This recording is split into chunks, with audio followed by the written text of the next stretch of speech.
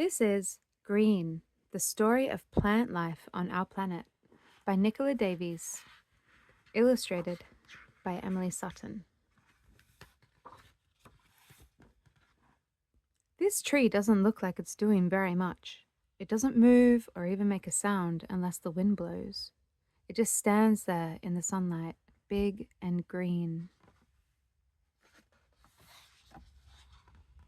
But in fact, this tree is busy. Beneath the bark, water rushes in from the roots, traveling up the trunk and through every branch and twig to reach the leaves. An invisible gas called carbon dioxide is making its way into the leaves too.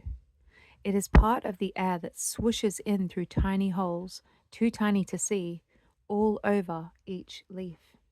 What's more, every leaf is busy soaking up sunshine.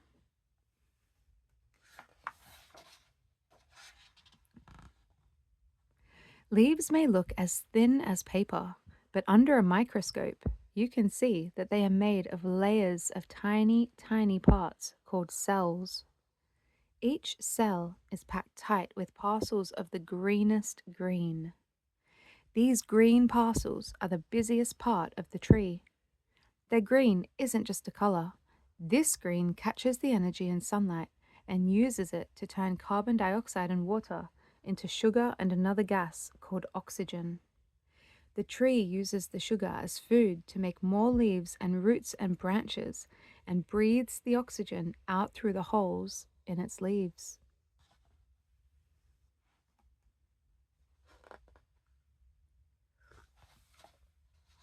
The name for this process is called photosynthesis. All plants do it. It's the reason why they are green, and green plants are everywhere. All living things depend on plants for the food they make and the oxygen that they breathe out.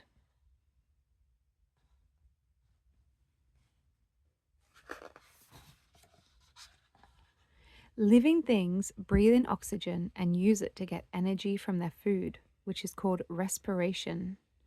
This process is the opposite of photosynthesis, and together the two keep our air in balance, just right for life. Respiration uses oxygen and makes carbon dioxide. Photosynthesis uses carbon dioxide and makes oxygen. But it wasn't always like this. 4.5 billion years ago, Earth's air was toxic. Only the tiniest of creatures called microbes could survive. Then, about 3.5 billion years ago, microbes appeared that could carry out photosynthesis. These were the first plants. They were tiny, but they made mats and mounds in shallow seas, and they put oxygen into the air for the first time.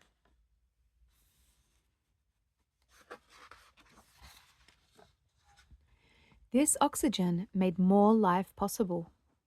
Bigger plants and animals in the sea, and then on land. After a long time, huge swampy forests grew and covered the planet.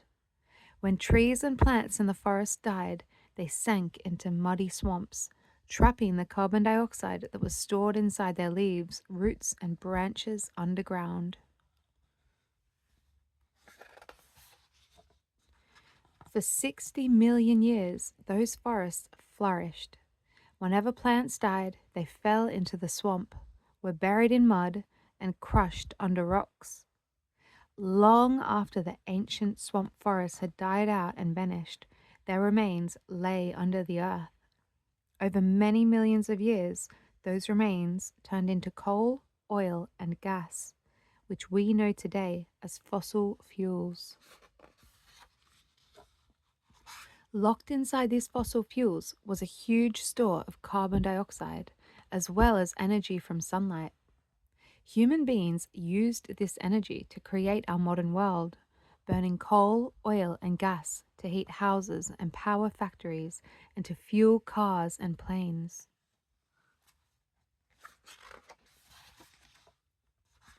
In just 200 years, we have released all the carbon dioxide that those ancient forests had locked up over 60 million years.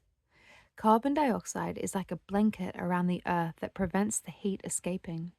Every bit of carbon dioxide we add to the air makes that blanket warmer still, messing up the weather and causing droughts and floods and storms.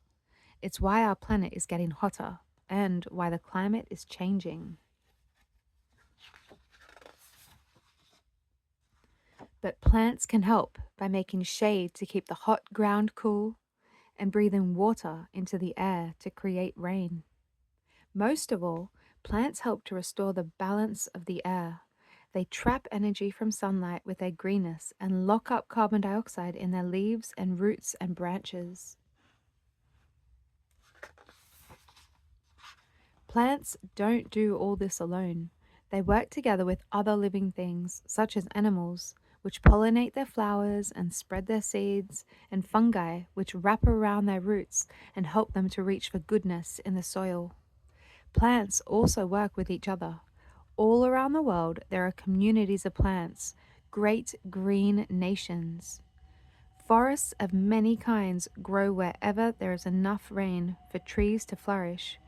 From the taiga that covers the land around the cold northern regions of our planet,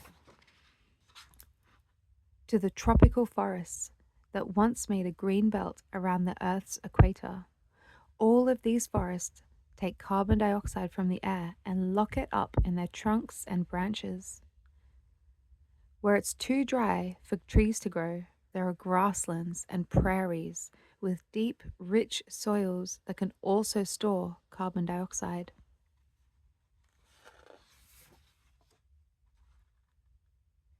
Even the open ocean is green, with billions of microscopic plants called phytoplankton floating near the sunlit surface. These tiny plants make more than half of the oxygen in the air we breathe. There are also seaweed jungles close to the shore and seagrass beds which live in shallow water. They soak up carbon dioxide even faster than forests on the land. All of these green nations are under threat. On land, humans have cut many forests down to make way for farms, roads, and cities, and we have polluted the oceans with plastic.